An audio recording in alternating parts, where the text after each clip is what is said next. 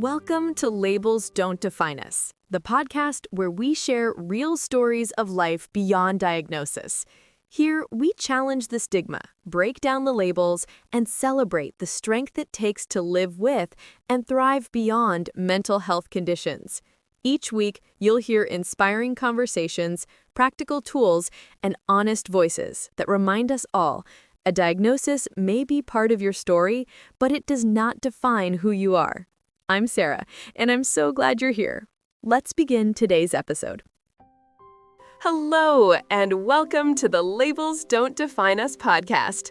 I'm your host, Sarah, and I'm so thankful you're here today. This is the space where we remind one another that mental health diagnoses may shape part of our journey, but they do not define us. Today's episode is called Finding Identity Beyond PTSD.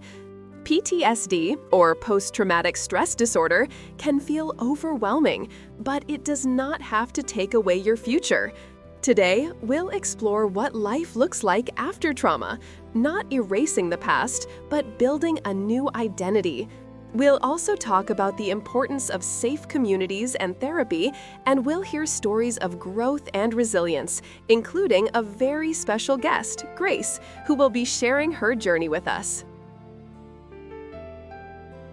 Life after trauma, building a new identity. When trauma happens, whether it's war, abuse, an accident, or loss, it can feel like life will never be the same again.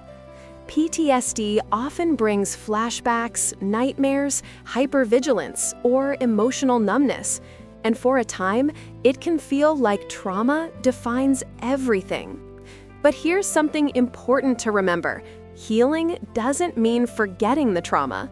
Healing means learning to carry it differently, integrating it into your story, while also creating new meaning and identity. Many people living with PTSD describe themselves as survivors, not victims. And over time, they find strength, compassion, and even a renewed sense of purpose they didn't know they had. Now, I'd like to welcome today's guest, Grace. Grace, thank you so much for being here and for being willing to share your story. Can you tell us a little about your experience with PTSD? Thank you, Sarah. I'm glad to be here. My PTSD started after surviving a serious car accident a few years ago. At first, I couldn't sleep. I kept reliving the crash in my mind, and I avoided even getting into a car. I felt like my whole life had been taken over by fear. That must have been incredibly difficult. What did that time feel like for you? Honestly, I felt like I'd lost myself. Before the accident, I was independent, social, and full of energy. Afterward, I was withdrawn, anxious, and constantly on edge. I remember thinking, who am I now? That's such a powerful question. Who am I now? How have you begun to rebuild your sense of identity since then? Therapy has been a lifeline. I started EMDR therapy, which helped me process the traumatic memories. I also joined a local support group for trauma survivors. At first, I didn't want to talk, but hearing others share gave me courage. Slowly, I started to open up, and I realized I wasn't alone. Today, I feel stronger. I'm still healing, but I found new meaning. I volunteer with a road safety charity, and helping others gives me a sense of purpose again. That's incredible, Grace. What would you say to someone listening right now who feels like PTSD has taken away their identity? I'd tell them that the trauma may change you, but it doesn't erase you. Healing takes time, and it's not always linear, but little by little, you can reclaim yourself. You are still you, and you're not alone. Thank you, Grace. Your story is such an inspiration, and I know it will give hope to so many listeners. Here are some facts about PTSD. Let's pause for a moment to add some perspective with a few important facts about PTSD. According to the U.S. Department of Veterans Affairs, about 6% of people in the U.S. will experience PTSD at some point in their lives. That means millions of people worldwide are living with this condition. PTSD doesn't only affect veterans, though that's often the image we see.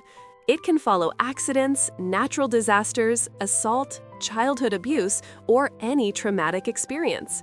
Women are twice as likely as men to develop PTSD, partly due to differences in the types of trauma experienced. PTSD symptoms can last months or years if untreated, but treatment is effective. Many people see major improvements with therapy, medication, and support.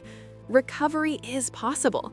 In fact, many people report what's called post-traumatic growth, finding new meaning, strength, and appreciation for life after working through trauma. Stories of growth and strength after PTSD. Beyond Grace's story, I want to highlight that many people living with PTSD discover resilience they didn't know they had. Some channel their pain into art, music, or writing, turning trauma into creativity.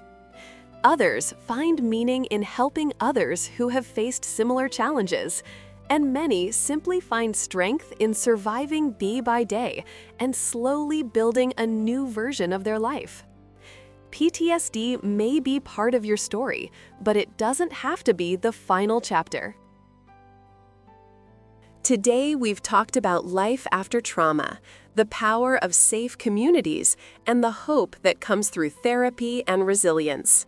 Grace reminded us that identity is not lost to PTSD. It can be rebuilt, reshaped, and even strengthened. So, if you're listening today and living with PTSD, know this: you are not alone. Healing is possible, and you are so much more than what you've been through. Thank you so much for listening to the Labels Don't Define Us podcast.